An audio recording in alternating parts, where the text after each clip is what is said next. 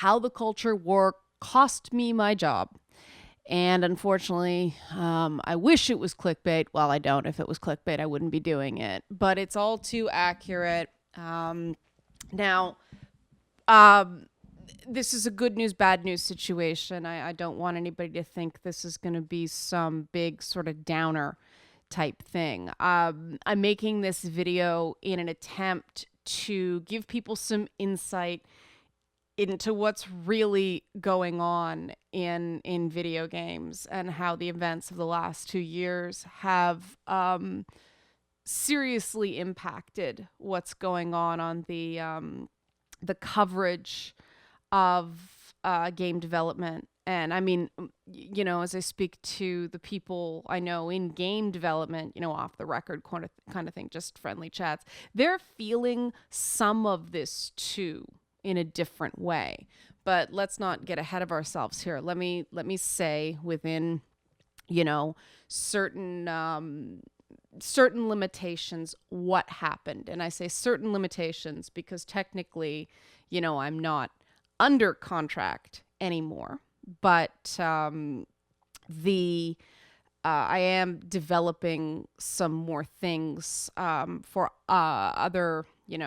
other endeavors, and so I don't want to screw that up by talking about anything sort of behind the scenes. So this is just general industry stuff that you can find out just by checking search analytics and general observations. I'm not breaking any confidences here.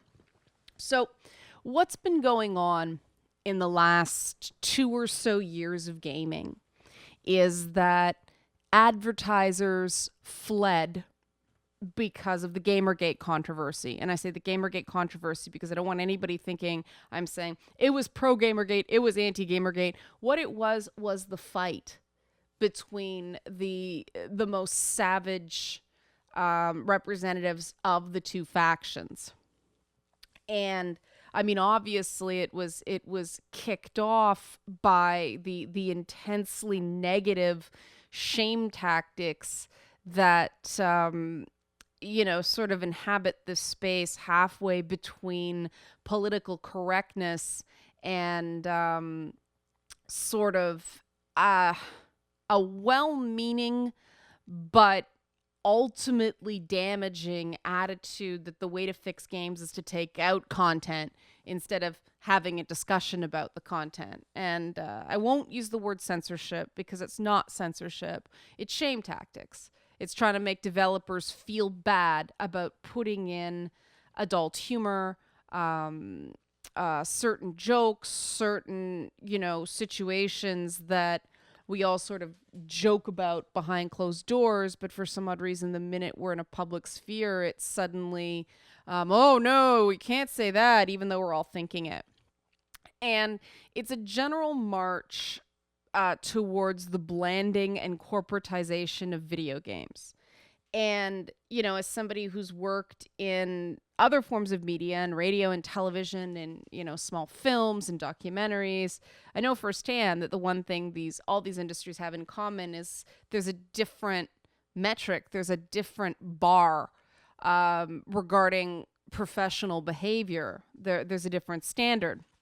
Theater is another thing. And unfortunately, gaming, for the time being, is treating itself more like a technical company or series of companies that sell stuff instead of a collection of creative companies that sell entertainment products. Now, that's an issue for a few reasons. One, it's inaccurate. Two, it's a very different sort of corporate culture, right? In a place that sells stuff or financial things or anything like that, we can understand that things are more buttoned down. There's certain,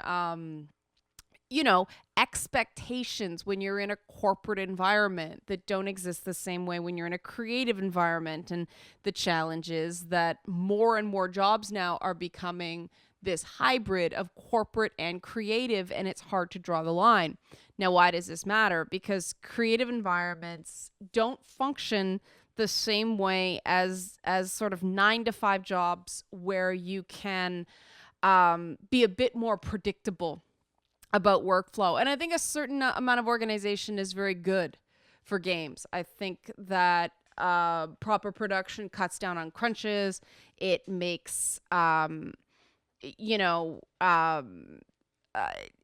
workflow better. It makes hours better. It's good for employees. But other things have no place in a creative environment because of the subject material that so many games deal with. You have to really work on camaraderie in an environment where you're going to tackle tricky social subjects. I mean, games have talked about slavery and human trafficking and some pretty heavy social issues. Don't ask, don't tell back in the day and things like that. And that means that the sort of rules for life, don't talk about religion and politics in public, go out the window. I mean, in a game like, BioShock Infinite, religion was a heavy theme. You have to talk about it. And this is why entertainment environments are very different than other sorts of corporate environments. And other sorts of corporate environments, you can sort of mind your P's and Q's, shut your mouth about things like that, because it doesn't really matter. It doesn't matter when you're selling widgets what you think about, Christianity or something like that, or what you think about religion at all. In a creative environment, you have to be a lot more mature about this stuff. Avoiding the topic doesn't necessarily work because the subject of your game may be that topic. You know what I'm saying? And right now, gaming is trying to solve the problem of these sort of tricky subjects by trying to make them go away, refusing to talk about them. And I mean, one of the big ones is obviously women's bodies and the role of women and the depictions of women, especially sexualized depictions of women. And anybody who's watched this channel for any length of time knows my views on this subject based on my own experience. And I recognize that not everyone shares my views. You don't have to. As long as I feel like my views are being given a hearing, people can have their own comfort level, right? Your own comfort level, what's right for you, is not the same thing as what someone determines is appropriate or allowed for everyone else. That's a huge distinction that a lot of people don't seem to get. So how does this get us to this place right now? Well, first of all, the money has just gradually drained out of anything to do with gaming, any sites that have anything to do with gaming. Everyone's feeling it. This isn't something unique to any given site. Everyone is feeling the pinch. Now, certain corporate structures are dealing with it better or worse or differently, but in my situation, it had nothing to do with the quality or the popularity of Agents of Cosplay. What it had to do is just the overall pool of money just wasn't there.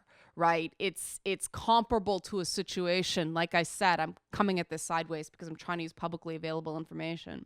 It's the equivalent of, it's not a question of scaling back. Okay, we'll cut this expense or we'll cut this expense in your household budget. It's, we can't afford this house anymore. We have to move. We have to downsize. And that's what's happening across the whole industry. It's happening not just on the coverage side. It's happening in developers as well. Things are becoming increasingly expensive. It's increasingly competitive. And the revenues aren't keeping pace. The money coming in is not matching the money going out. And so that I want to talk about this as an overall market trend, not just what happened to me. I'm just one example of something that's happening all across. It is a correction, and it's not a natural correction. It's an unfair, maybe unfair is the wrong word, and I'll get to why in a minute. But it is an artificially deflated market condition based on unnecessary and especially nasty fighting within the video game community. And this is I think this is something that's relevant to people because, unfortunately, people who were very supportive of some of the things I was doing personally, because it's been this war, involuntarily contributed to what's happened this week. And I don't want anybody to feel bad about that. I just want to give you guys the information so that, moving forward, you can understand what's going on. Because one of the things I keep hearing from people is we don't understand. We don't know what's going on. Nobody tells us anything. And that's fair. That's fair. One of the things that I think the industry needs to do better is to communicate to gamers business realities. Why expensive DLC has become a thing. Why, games seem incomplete at launch. Why so many games are going to this episodic format. And, what it comes down to is money. The expectations are so high. The art budgets are going through the roof on games. And the way games are funded puts all the risk on the developer. And so developers have to... And there are really no good answers to this problem. So developers have to sort of figure out for themselves how they're going to piss off their loyal fans the least while they respond to market realities. So, the market reality is there just isn't enough money to do sort of premium video content like I was doing through that kind of format. Now, there's a silver lining to this, and it's a disappointing silver lining, but it's a pretty large silver lining nonetheless, in that the cosplay stuff I was doing was, unfortunately, because of this exact same culture war, hurting me. And the stuff I do in this channel, which was more analytical, is more analytical. I'm certainly not going to stop. More cerebral, more theory and fact driven. And it was becoming increasingly difficult to create sort of a cohesive identity. I hate using the word brand because I don't like making people seem like things. But it was difficult when someone said, "What do you do?" for me to tell them simply, right? I couldn't say necessarily I'm an analyst or I'm a journalist or I'm I was all those things, right? And the sad thing is when you do something that people seem frivolous like that, especially when it's something where by the very nature of the art form, I consider cosplay an art form, there's going to be pictures generated on a regular basis of my, cleavage all over the internet. And that's not something I want to be ashamed of, but it was something that was causing me difficulties. People weren't taking me seriously. They didn't know how to take me. Business likes people to be one thing. And that really sucks, especially in a creative industry. But it happens all the time in all media. You get typecast, right? And unfortunately, right now, it's more beneficial to me long term for me to be typecast as a sort of stodgy analyst than for me to be typecast as a cosplayer. And so, long term, I think that this evolution is a sort of natural progression to what I'm moving towards. So I don't want anybody to freak out. It is going to cause a temporary, cash flow reduction for me, which sucks. And so, I mean, if you can provide support via Patreon, now's a good time. Like, the reality is that I shouldn't be having to do 3 and 4 jobs. If every person who watches these videos regularly gave a couple of bucks a month, I would not have to take on all this additional work. I could do this stuff for you guys through this medium. That's it. I could put a lot more time and energy into it. I wouldn't be as scattered. But I understand that there are some people that literally can't afford it. And I know there are a lot of people who are like, yeah, sure, you can't afford it. No, I understand some people who are watching are students or who live in countries where the purchasing power isn't anywhere near as great and incomes aren't anywhere near as great. And so that's why I keep this voluntary, and that's why I'm not going to do things like put up paywalls or anything like that. Patrons do get advanced access to things more and more. I'm utilizing the backers as focus groups, and so people get to actually be a part of the process. And I think that's a good carrot mechanism as opposed to stick. But yeah, it would be great if I could just focus on this and sort of make this my business and have everything, um, you know, expand from this, so I could do like research papers and I could do events and I could do, but it would all be based on this one thing. It would all be based on sort of this consolidation type thing. And the cosplay stuff, as much as I loved it and as much as I tried to make it as fun and as smart and as engaging as I possibly could, it fit less and less.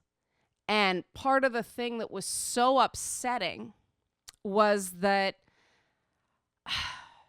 the industry was telling me I was doing something wrong. And I didn't believe I was doing something wrong. What I felt was, I stood by what I did. I love cosplay. I think it's a viable and important part of the feedback process that goes into comic books and sort of geek movies and video games and all that stuff. I think that if someone bothers to take the time or the effort or even spend the money, to buy a costume and maintain it and go out there and wear it at a convention, that is a powerful symbol to the developers of these products, how much these characters mean to people. And I think that's terribly important. It's much more reliable feedback than someone taking 30 seconds to comment on a forum, right? Like, this was a meaningful investment of time, money, and effort. Even if a costume's bought online, you still have to alter it and tailor it and get it looking right and wash it and maintain it and, store it properly and travel with it and all that stuff. So I think cosplay is an important marker of cultural impact. And the nice thing about especially the cosplay dossier side, it got cited a lot on Wikipedia. And so I was able to have a cultural impact through that program, which is great. I mean, that's something I can say I did, and no one can take it away from me.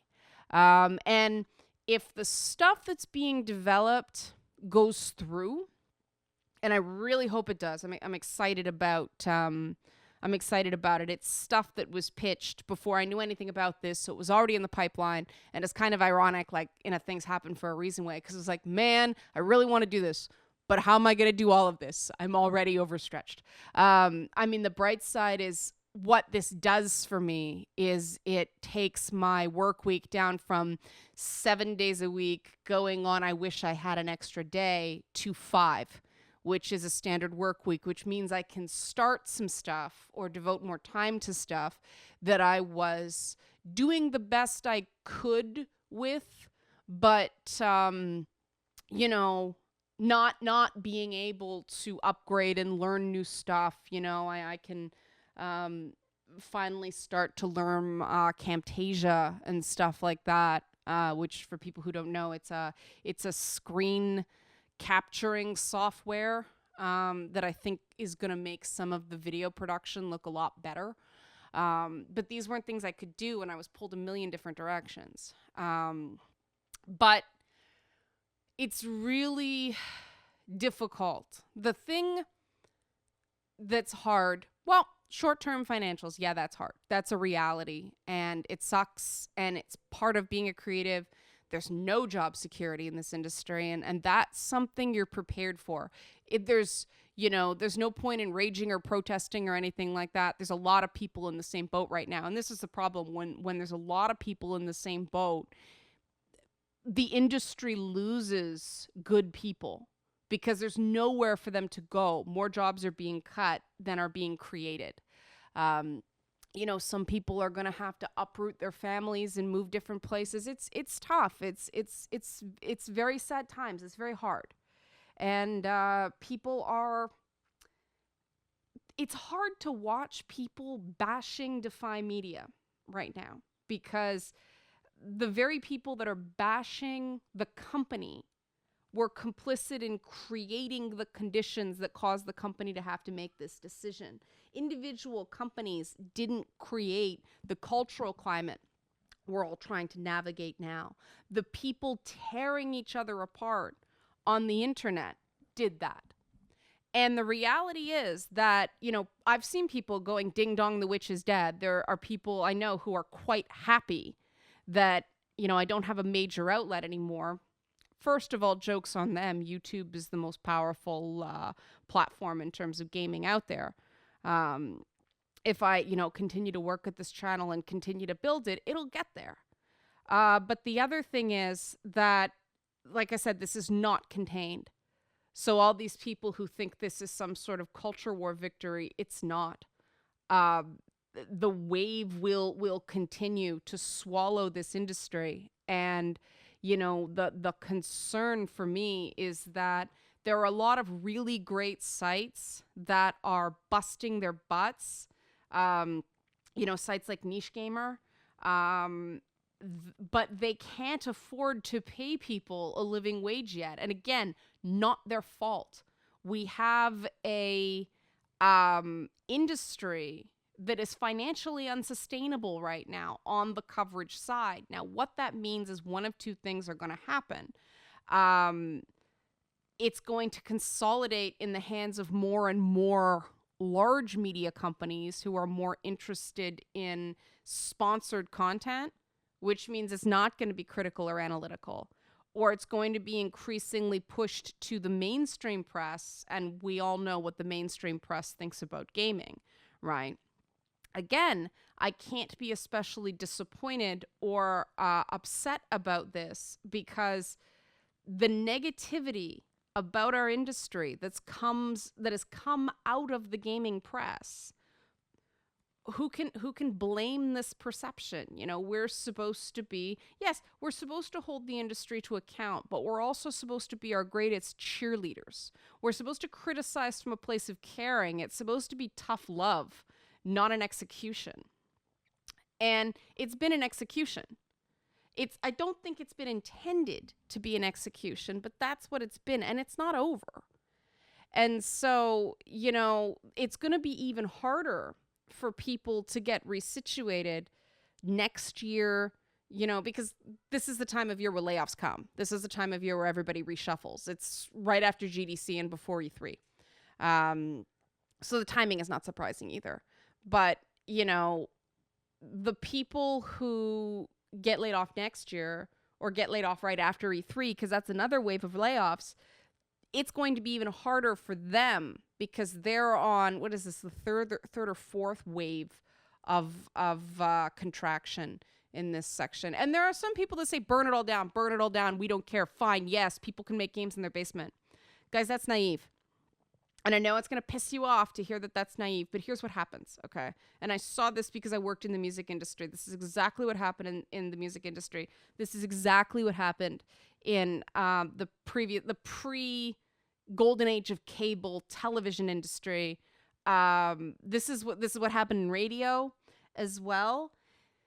The first places to go and the places that hurt the most are the small to mid-tier companies, because they don't have the ability to weather shocks the same way.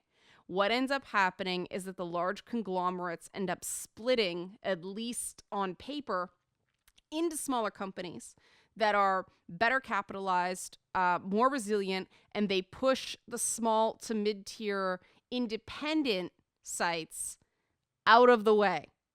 And so indie isn't indie anymore. Indie is like corporate light.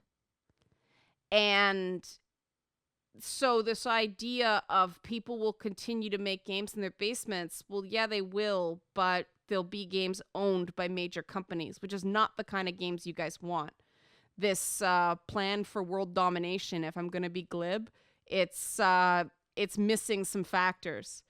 And I don't think that wanting to destroy an industry because you want it to look more like the industry you want to see is showing a love of the medium, because the medium came up the way it did because of the people that you're saying right now, I don't care about them. And, you know, some people may be prepared to call bullshit on me because my comments about Gawker when the ruling came down. And I want to be clear that this is a different thing, because the thing about Gawker, and of course I'm talking about the Hulk Hogan tape, that wasn't about Kotaku, right? That was about the Gawker brand. And, you know, the thing that I'm hoping, like, first of all, yes, that sort of financial damage is going to cause real shockwaves through that company. And it makes me angry because some people in important roles made some bad decisions that are going to affect people who are not in power. But the Gawker Hogan verdict has nothing to do with video games. It has everything to do with the violation of people's privacy needs to be newsworthy, or it's just muckraking. And that's something we've gotten way too into within gaming and without. I mean, blowing announcements for games, which, you know, financially hurt the bottom line of those games for a scoop. And, you know, creating these panics by reporting something unconfirmed. All this stuff is not, never mind, not just best practices, not just good, it's not good practices. And I mean, one of the things that I think is interesting with the SPJ getting involved here as an outside party is they've kind of shown that as much as gamers don't like Kotaku because some of the opinion stuff they've done and some of the line crossing that's gone on, Kotaku is also capable of doing some very good games writing, games journalism. So it's a much more complicated situation, a much more complicated problem than I think anybody who's fighting the culture war wants to believe. And why? Culture warriors like things simple, you know? And this is not just an SJW thing. It takes two sides to fight. And I know I'm not talking to the people on this channel because the alt-right culture warriors fighting the regressive left culture warriors, both sides hate my guts. And unfortunately, those two factions are in possession of a lot of power in the games industry right now because developers and publishers are afraid of them. And that leaves the vast majority of gaming consumers caught in the middle. And people are trying to find the voice they like the best, but it's sort of a holding their nose and going, well, I dislike you less than I dislike this side. But I still think you're kind of nuts. And I know this because I've had conversations with people going, yeah, I don't agree entirely, but at least I feel like they kind of stand up for us, sort of thing. And that is an element of identity politics, yes, and we're all supposed to be against identity politics. But you know what? People need to feel like they're wanted somewhere. And I get that. And so I guess the takeaway, to summarize, because we're getting to that half-hour mark again, don't panic. Please don't go on a big war path. Don't, the best thing you can do right now is continue to support this channel. Tell people about this channel. Tell people about the work I'm doing. And if you can kick a few bucks a month, now's a really good time. But otherwise, right now, I wanted to talk about this because I want to be able to tell this story my way. Tell this chapter of my story my way. I don't like the way everybody was freaking out yesterday or 2 days ago, sorry, because it's going to run tomorrow, but freaking out and rumors were flying and people were scared. And unfortunately, some content creators found out through Twitter what was going on.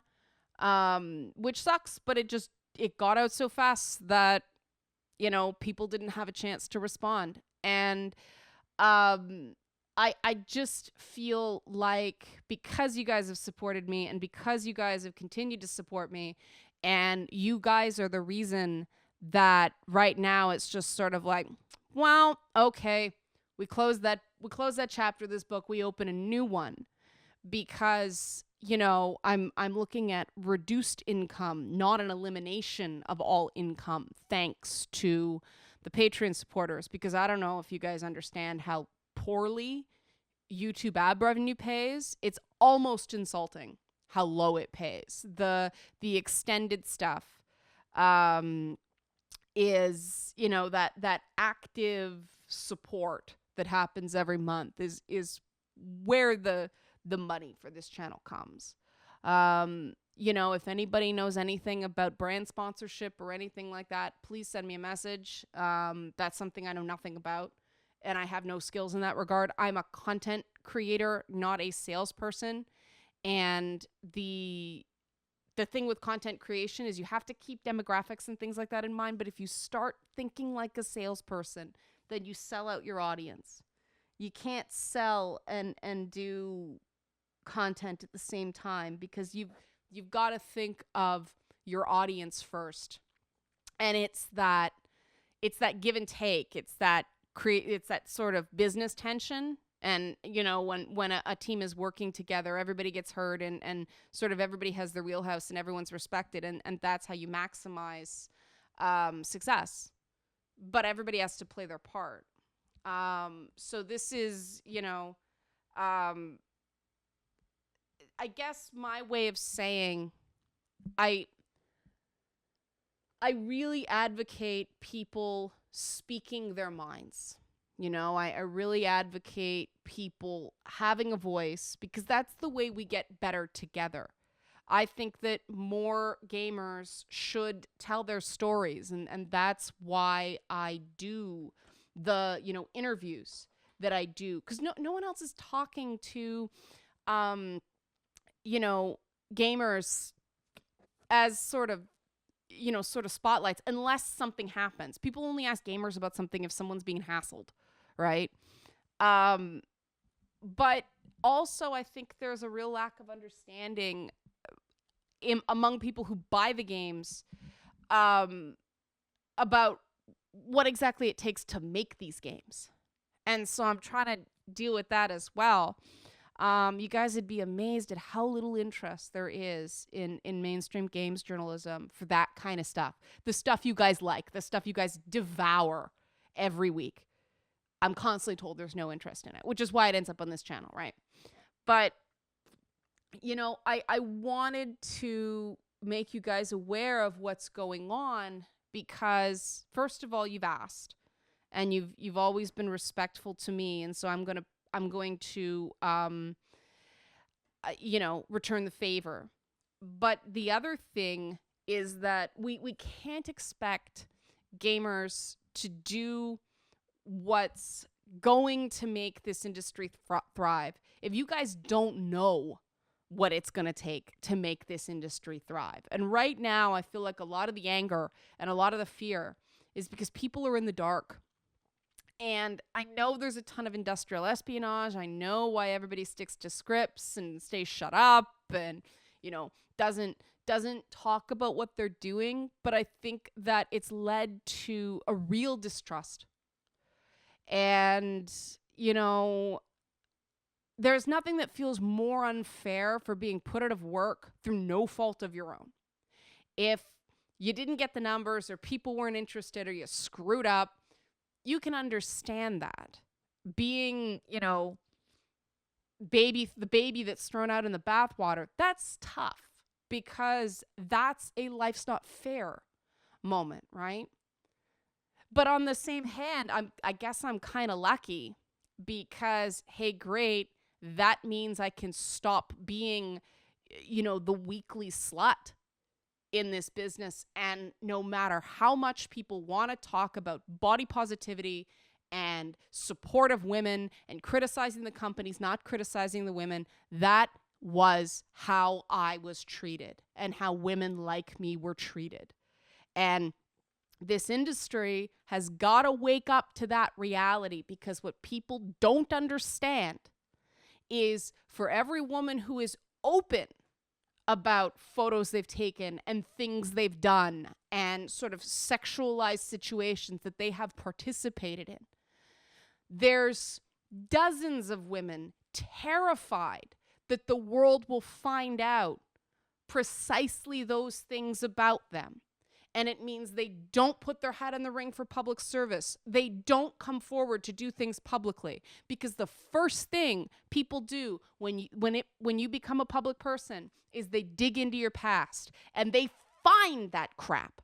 And that's why I'm open about this stuff. Because like I said, I'd rather own it. I'd rather control the spin on my own narrative. I'd rather you guys know me. Right? This is me, warts and all. Nobody agrees 100% with another person. And I'd rather show you guys a complex, nuanced portrait of a person than try to make this carefully crafted brand that will fall like a house of cards the minute one kind of racy picture shows up. And they always show up. And so this Puritan attitude in gaming is forcing women out before they even start. And let me tell you guys, the very women who can hack this industry, can hack the rejection and the name calling and the nastiness. And I'm talking about from the developers and the publicists. I'm not talking about the regular gaming people. The people on the PR sides of major publishers can be quite nasty, especially when the silence is deafening and they don't bother to call you back. But the women who can handle that, guess what? They're the ones that took those risks. They're the ones that experience those things. They're the ones that have lived. And if we are shutting out these women because they're terrified that someone is going to find something that they did for fun and decide that that is the most important element of their character, that negates everything else they're good at, everything else that they believe, every evolution they may have made from that point, then they're going to find something else to do that's less subject to the scrutiny of the internet. That's just the reality. And you want to believe that they don't do that to women? No, they do. I'm living proof. You go on my Google search results right now, within the first page, some of the hit pieces come up about me. Some of the nasty graphics of, some of the nasty things that people have said about me come up in the first page of my Google search. And I spend my days hoping, thank God my mother's not particularly internet savvy, because I don't want her seeing that stuff. And people don't think when they go after people that way. They don't think that, it's not a harmless activity. It's if you were to ask me the number one thing keeping dynamic, creative, engaged, passionate women out of video games, I would say it's the slut-shaming. Because when I think about the things that have almost made me quit, it's never been that it's hard. It's never been that my ideas were questioned. It's never been that, someone disagreed with me. It's that people treated me like a slut in things that have nothing to do with my sexuality. Nudity and sexuality aren't the same thing. You can dress a certain way to portray a character. You can dress a certain way to do a job. That has nothing to do with your private life. But people treat you like it does. And I think about those moments where it's like, screw it, I'm going to find something else to do. And there's been a lot of them in the in the making of that cosplay show, because I have to make a choice every week. Am I going to do the stuff that's entertaining and fun and that I know people like, and that, I'm not going to be the one to say you shouldn't have this, because I think it's not just harmless, I think it's healthy. I make that choice every week, and I know there's a consequence. Like, imagine that. You're doing the thing that respects other people, and you're going to get treated with greater disrespect because of it. That is the reality of being a creative in the gaming industry today, especially if you're a woman. Men get it too, because any man dares to say they like boobs, oh God. Any man dares to say, you know, they're not offended by an ass, oh God. You know, you're the freaking enemy. I'm just a little tramp. You're freaking evil, you know.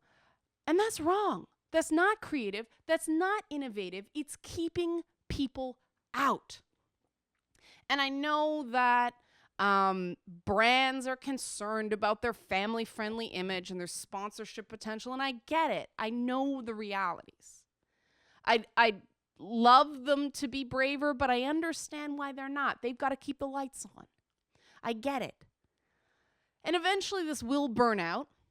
Eventually people will get fed up. Things will get so ridiculous and so many things will crash and burn that things will swing back. They always do. They take about 5 to 6 years and we're on year 4. But until then, how many good people are we going to lose? How many women who could give something to gaming, come up with that next big idea or manage that next great team or come up with that technical innovation, right? How many of them choose to do something else because it's just not worth it? It's not worth having their life torn apart. It's not worth, you know, being shamed and having to explain things that got put on the internet to their family. And the reality is, it's not the trolls, and it's not the Redditors, and it's not the goons, and it's not the channers. Those, you know, hacktivists, for lack of a better term, target this stuff because it causes damage. People don't weaponize marshmallows, okay? They weaponize things that hurt. And I guess you could weaponize a marshmallow with a diabetic, but again, there has to be the potential to cause harm for something to turn something into a weapon. If we were less freaked out about pictures of women out partying with, you know, cleavage or a short skirt, and think to yourself, ladies, especially the ones that are in the industry and especially the ones that have condemned a developer's decision to put a girl in a short skirt or a crop top in a project. Think, have you never gone out and had fun and just been wild for a night? And are there no photos of that? Because I bet there are. I bet those photos are out there and you're scared to death that people will find them. And you keep your head down and you don't make noise and you turn down that that opportunity to make that presentation, and you turn down that opportunity to be visible because you're afraid someone's going to find dirt. You want to keep your head down so you're not publicly mortified. That's the reality. You read articles about why women back down. They're like, I don't want the trouble. It's not worth it. It's not worth being called a whore. It's not worth being called a slut. And people only use those words to hurt because society determines they have power.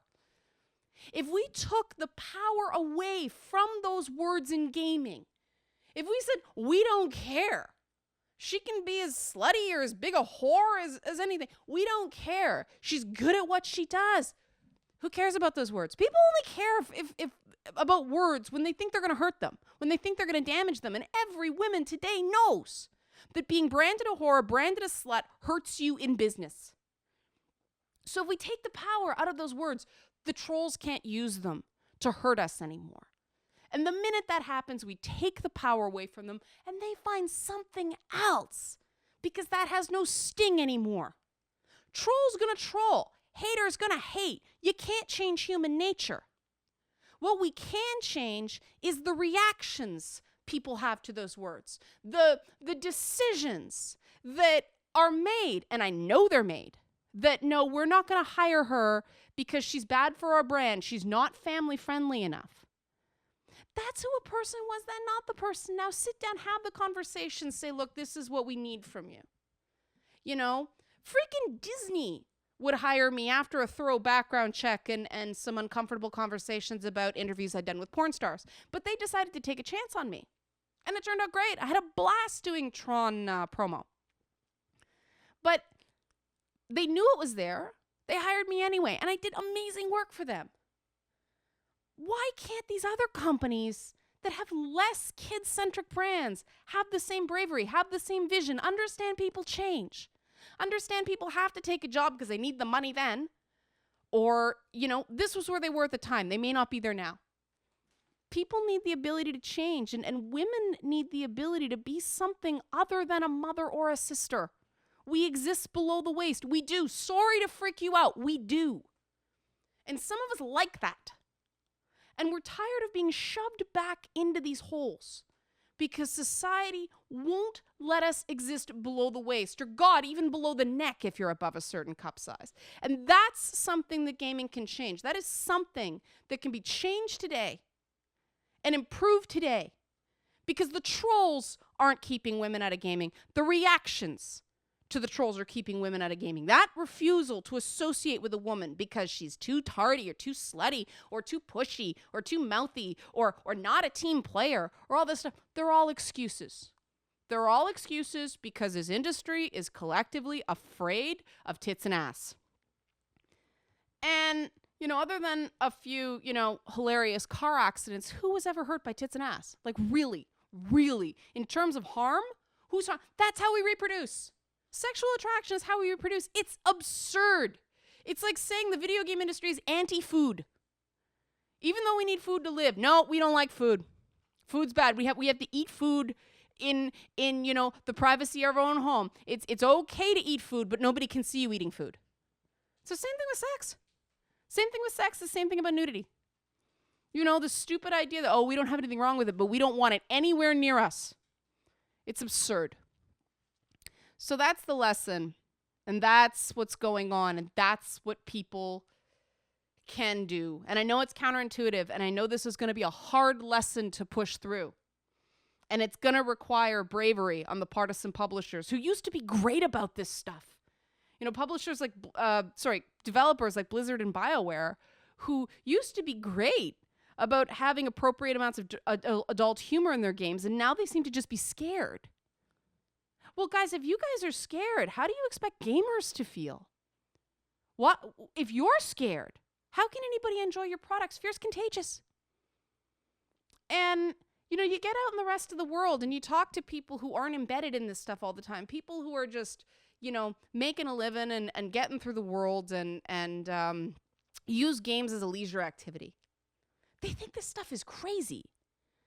Big deal, it's cleavage. Big deal, it's a butt. Big deal, it's a go-go dancer. The average person on the street cares not at all about this stuff. And there are growth. There are growth of jobs. There are growth of sales. There are growth of everything. They're the people we need to convert from a casual consumer to a more loyal consumer. They're the ones we need to target. And they're not afraid of boobs and butt. They like it. For God's sakes, if you've seen shows like The Good Wife and Girls and even Madam Secretary, where thank Christ, the freaking married couple actually acts like they like each other sexually. God, you don't see that on TV enough. Married couples are always miserable on TV. It drives me crazy. But there's sex all over feminist TV shows. This isn't feminism. This is prudism. And it's hurting the industry. So I went on longer than normal, but I think this is stuff people need to hear, and it took more than half an hour. But thanks for listening, and please, don't freak out. Don't despair. I'm left feeling stronger about this stuff and more willing to fight than I ever have been. So I hope you guys can join me in that.